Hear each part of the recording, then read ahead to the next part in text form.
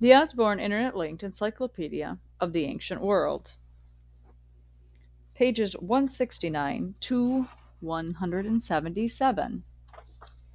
Archaic Greece. The Archaic period, sometime after 800 BC, Greek culture began to show the first signs of a revival. This new era, which lasted until around 500 BC, is known as the Archaic period. The Greek population grew and there was increasing contact with other lands. Greek art improved and the skill of writing was rediscovered and developed. As early as 1000 BC, groups of people had begun leaving the Greek mainland in search of a new land overseas. They were driven by different things: famines, struggles between states, and overcrowding as the population grew. The areas where these people settled, known as colonies, soon grew into independent states.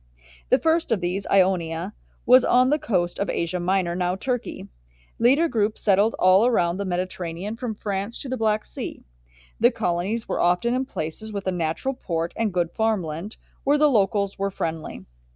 Trade grew between the Greek cities and their colonies, and with the Phoenicians from the eastern Mediterranean. Merchants sailed from port to port, buying and selling goods.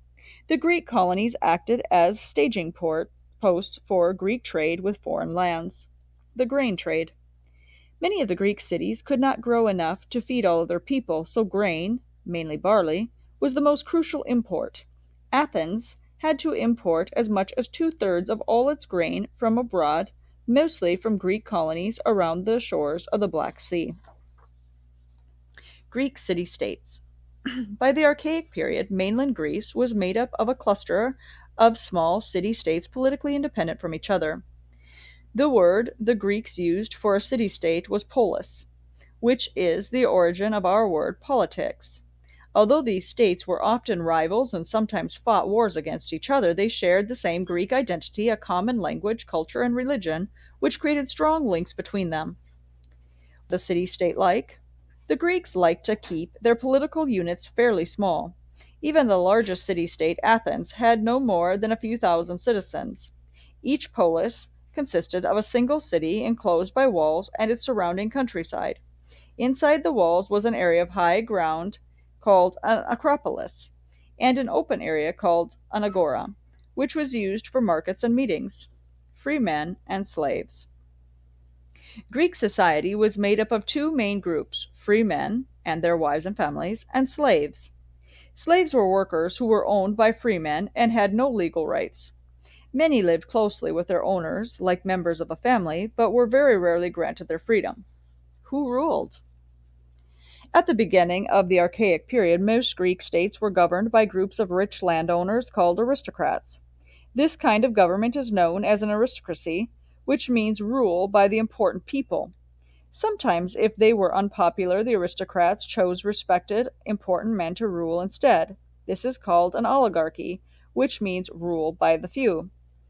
As trading activities increased, a middle class of merchants and craftsmen began to prosper. They resented the aristocracy and demanded a role in politics.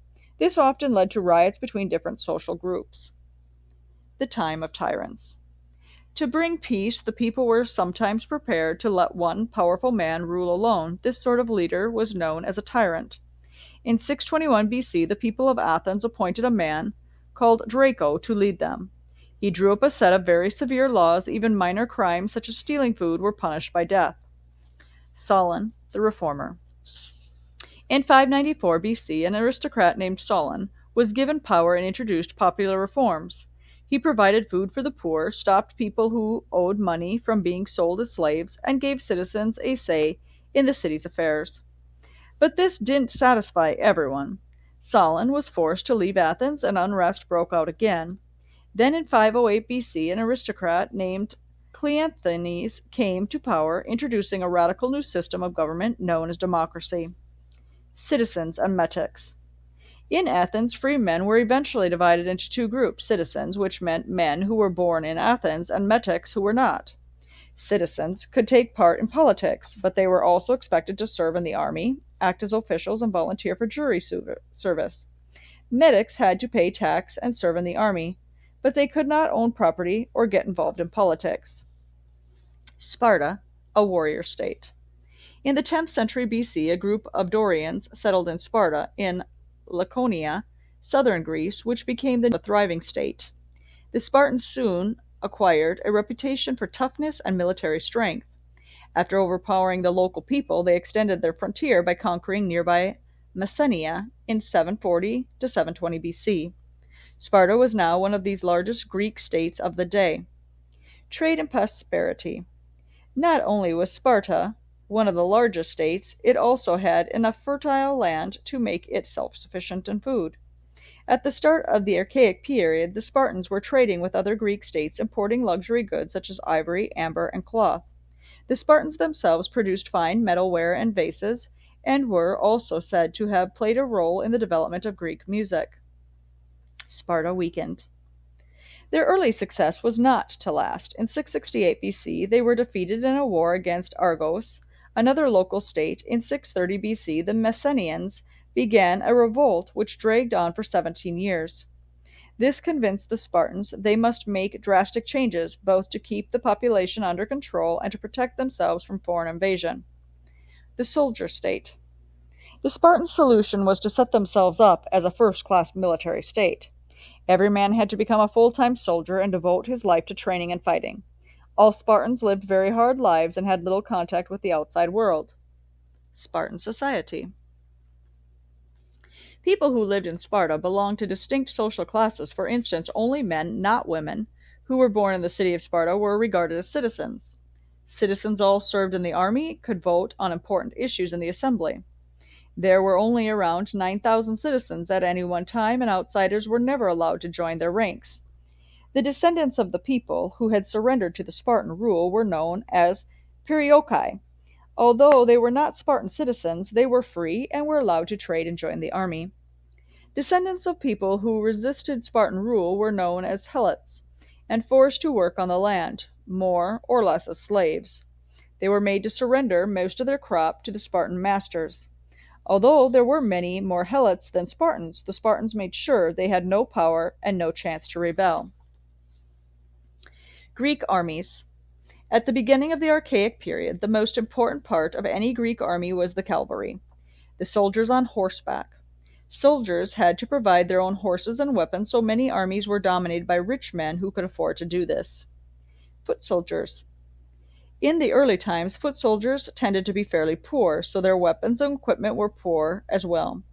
By the 7th century BC, however, there was a new elite class of foot soldiers called hoplites, who were better equipped, better trained, and once the hoplites had grown in importance, cavalry units became smaller. Auxiliaries.